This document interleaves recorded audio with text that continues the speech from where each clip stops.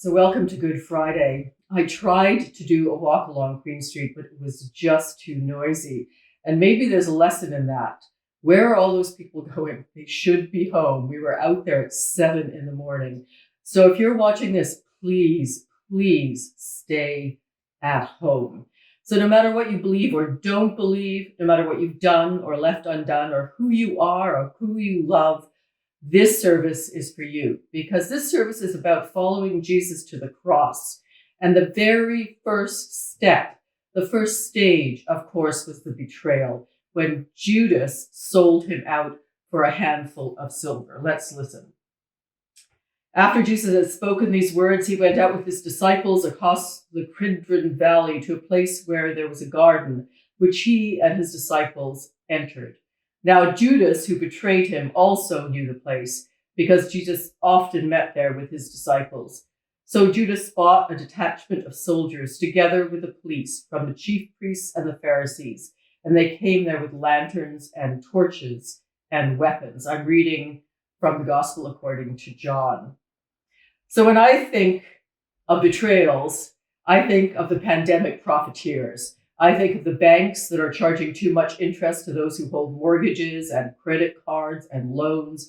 I think of the payday lenders who are charging 350% interest and preying on our most vulnerable people. I think of Amazon, who runs their business in unsafe conditions for their workers, or GE that fired someone who was trying to organize a union.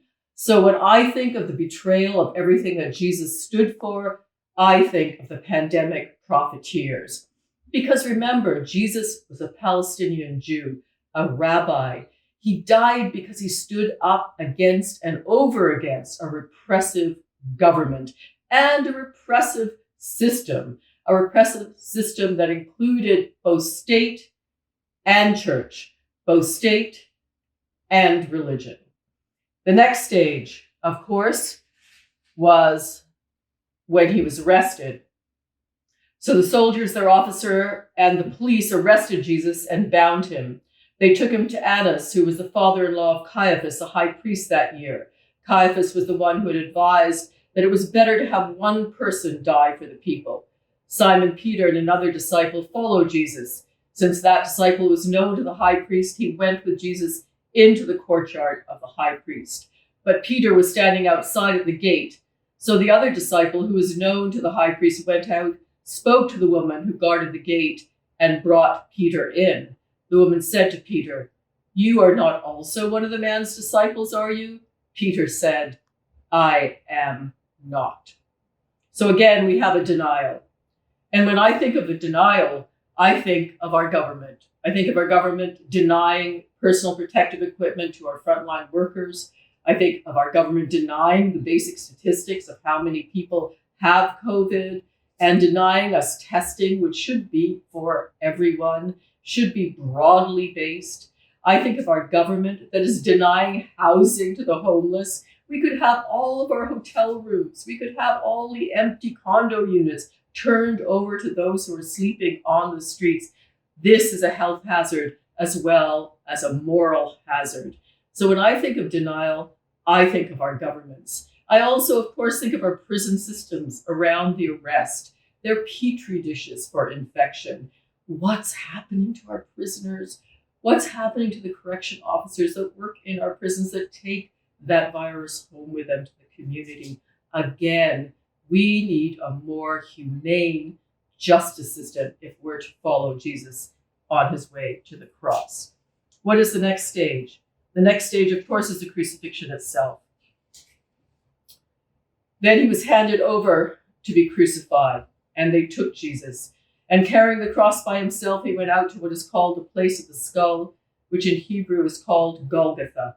There they crucified him, and with him 2 others, one on either side, with Jesus between them. Pilate also had an inscription written and put on the cross. It read, "Jesus of Nazareth, the King of the Jews." When we think about the crucifixion, I can't help but think about all of those who are dying as we speak, those who are on ventilators, those who are in ICUs and ERs, those who die at home, those who die in long-term care facilities and retirement homes. That's what I think of when I think about following Jesus to the cross and the actual crucifixion. I think of people like our own Sarah Barones Clark, daughter of one of our congregants who is in ICU. I think of all of those who are suffering, and I think, of course, of all of those frontline healthcare workers who are helping them. I also think when it comes to a burial, because that's the next section of the Stations of the Cross. They put the body of Jesus and they wrapped it with the spices and linen cloths, according to the burial custom of the Jews. Now there was a garden in the place where he was crucified, and in the garden there was a new tomb in which no one had ever been laid. And so, because it was the Jewish day of preparation and the tomb was nearby, they laid Jesus there.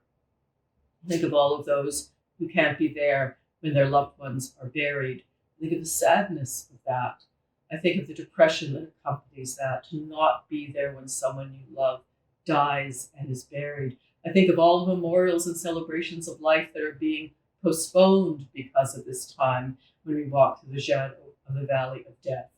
And of course, finally, I think of you who are watching this, you who are at home, hopefully self-isolating, you who are doing all the right things, and yet still some of us will be infected.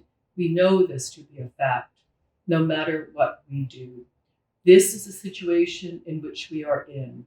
There is no holier place to be than this close to death.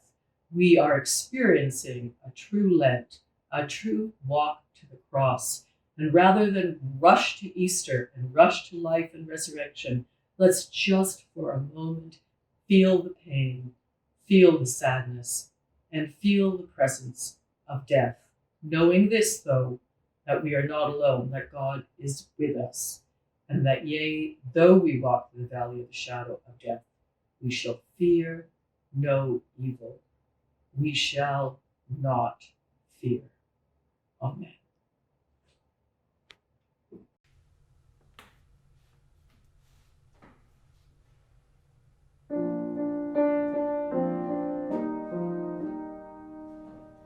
Jesus, remember me when you come into your kingdom. Jesus, remember me when you come into